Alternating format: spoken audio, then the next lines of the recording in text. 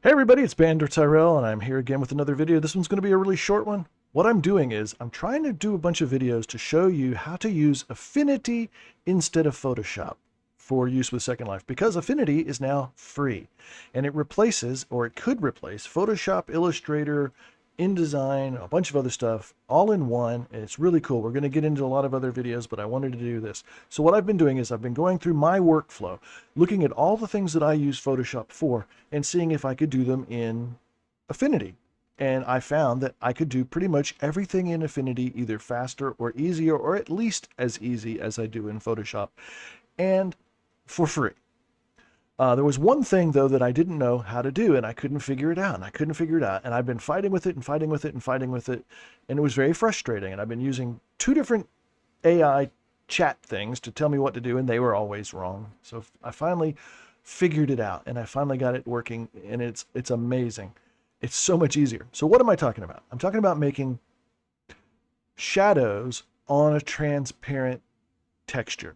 So like for a ground shadow, or for any kind of shadow where you want to have, it's useful for doing like a still life where you want to change the background and you want to still keep the shadows, but you don't want the shadow, the background anymore, and you want to replace it. So that lets you do the same thing. But the idea is I want to have an AO, ambient occlusion map, that I generate out of Blender, that I pull in, and I can very easily convert that into shadow that's black and not gray on transparent pixels, so that when I place it on the ground, it looks like a shadow.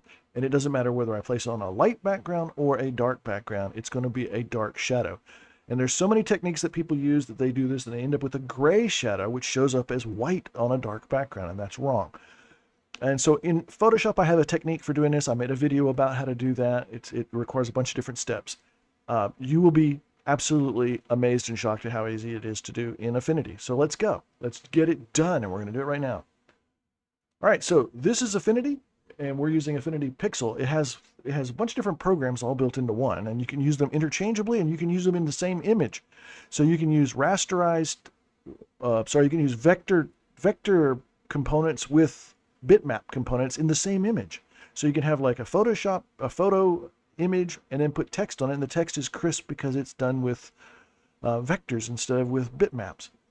So there's amazing things you can do like that, but we're not going to talk about that today. Today we're just going to talk about how to do an AO. So I'm going to open up one. I have one that I've made. I got it out of Blender. I actually used Blender to render it by baking it with my Cycles render engine. I just said bake my AO, and here it is. So all this was a cylinder sitting on a plane. And so you have a very simple AO. The black is where the cylinder was touching, and then you have dark shadows that start here and they get lighter and lighter and lighter as we go to the edges, right? So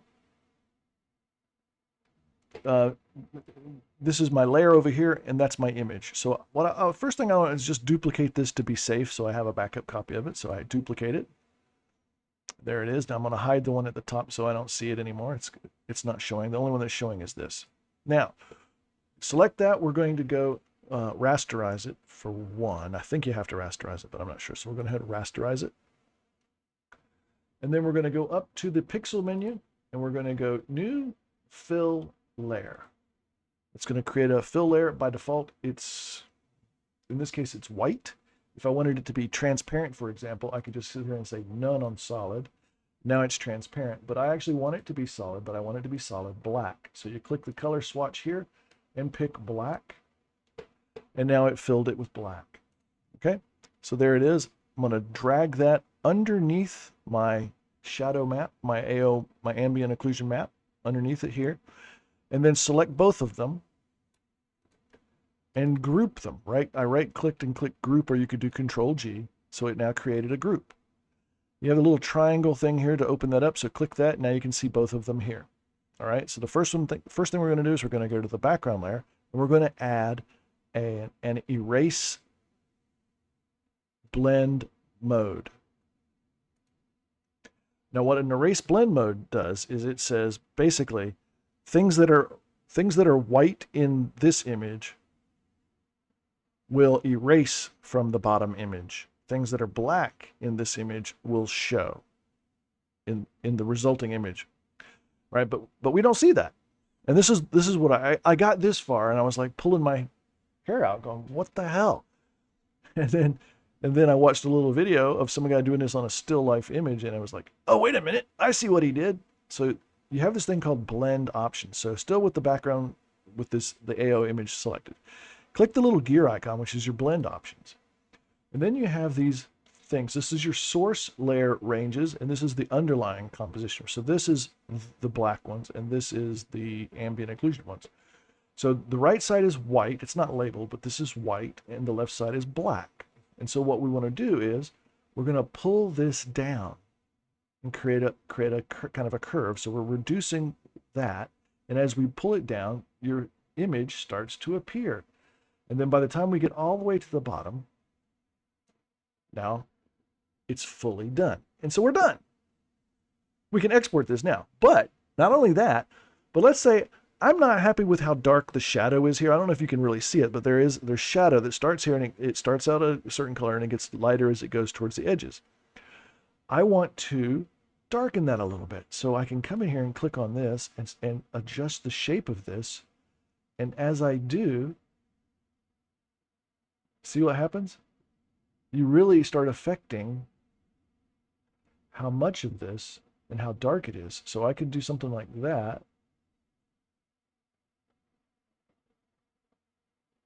Versus the default's that. Just darken it up a little bit. I don't want to go here. I want to go maybe there.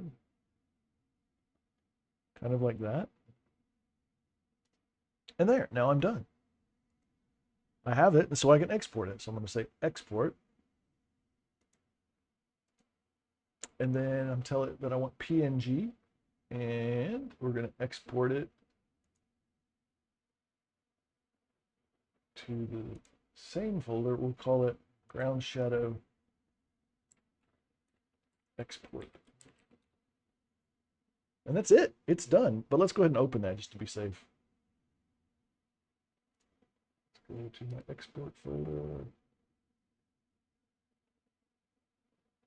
What was it called? Ground something?